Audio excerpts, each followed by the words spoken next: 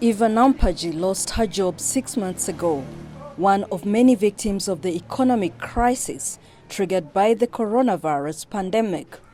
She used to sell tea in the evenings by a roadside market in Nsanji, outside Kampala. But since the government imposed a curfew as a measure to limit the spread of COVID-19, Nampaji became jobless. The single mother of 3 who is HIV positive is now going hungry. After COVID struck, I no longer prepare tea to sell. I stay home. Sometimes I even fail to get what to eat. We are not allowed to stay out late anymore. Nampaji is on life-saving antiretroviral drugs and also needs to maintain a good diet to keep her immune system strong. She's one of a handful of people living with HIV who have benefited from donations from a volunteer group in Kampala. But the few kilograms of maize flour she's got now will run out in days.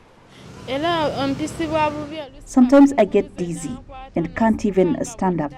I feel general body weakness, but when I eat on time, I find no problem taking my medicine.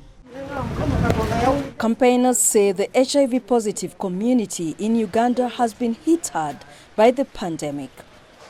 Most of them, they don't have what to eat, and the drugs that they are taking, it is really so strong that needs someone to be feeding good and also having food on time.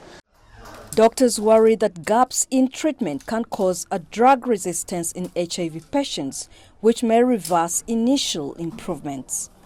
Uganda has 1.4 million people living with HIV, and 1.3 million of them receive antiretroviral treatment.